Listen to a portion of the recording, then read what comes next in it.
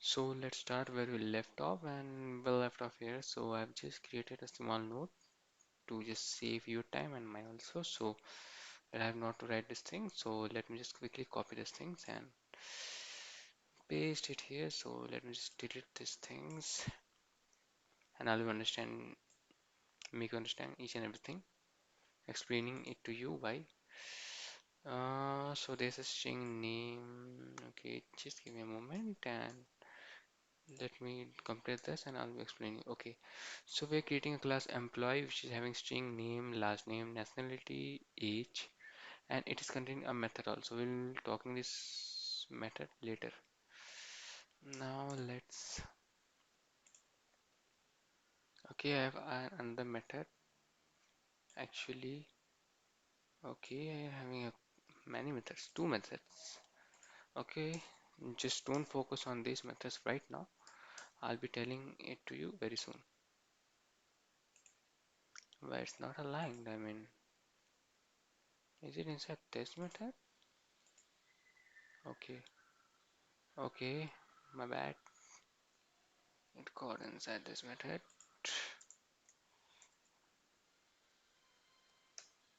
Now it's all aligned. Now let me make this.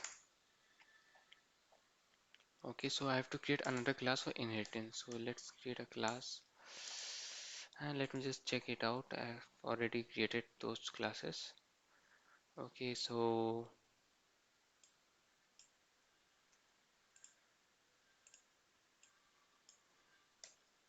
as I have already created this, so extends person. Let's give the name person. So this is the parent class person, and this is the child class. We're inheriting name, last name, nationality, these variables in class from class person to this class called Bonnie. So let me create an object of Bonnie. Let's create var p1 equal. Let me write new. I don't think so. This new will work. Okay, anyways, it worked. Unnecessary keyword, so we can just delete it. Now let's me show you that I can access the variables this name and last name which is inside person class. So dot name. See, if I'll just click on it, so it is showing me that I'm getting this name. So let's give it a name like SAURVPS. Okay, but it's not okay. Semicolon.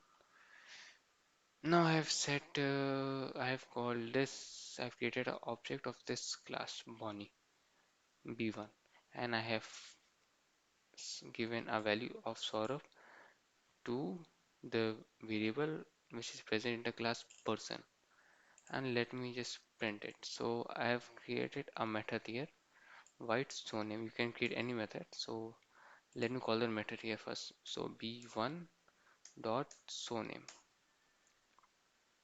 You can see one more thing that I have declared this method name inside person, and there is no name inside Bonnie, but still I can access that name. So this is the beauty of inheritance. Now I can print Saurabh. Okay, so I think we are done with this part. So this is the way you can inherit and properties from one class to another. You have to just do this extends. You have to add the keyword extends and from which class you want to inherit and in which class you want to inherit. Now let's move forward. Okay, so I don't think I'll be recording all these things, but let me check. Okay, so where's that method? Okay, now let me show you how to override a method. Like there's a method called say hello, and I want to override it. So I'll say hello, and you can say that I'm overwriting this method. So whenever I will call say hello, okay, just let me comment this thing out. Okay, now assume that it's not there. So p1 dot say hello, and if I run this, then you'll be getting this hello, which is here present in the person class. Now we want to overwrite it and we want to print something else instead of hello. So we can do it here. So super dot hello, and then I can say, let me copy that part from here, print hello, control C, control V, and let me write hi. So now you'll notice that it will print hi. And why is it so? Okay, I have called say hello. Okay, so I need to delete this part. Now let me just run it. Still not. So we have overwritten this.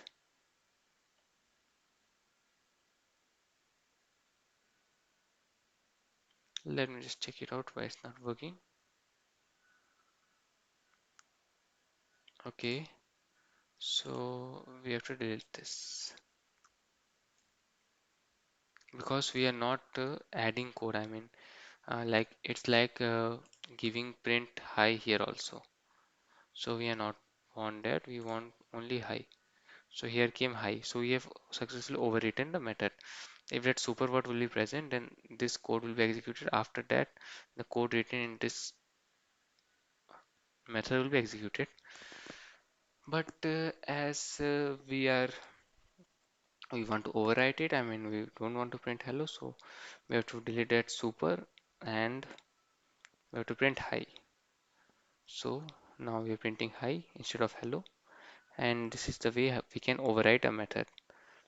And I'm ending this video here, and in next video I will be giving you some more knowledge about this language. I'll be sharing whatever I know about this language. We are done with functions, we are done with class object oriented part, and we are done with variable part also. So I'll be giving you more little more explanation in this extends part. So see you in the next video.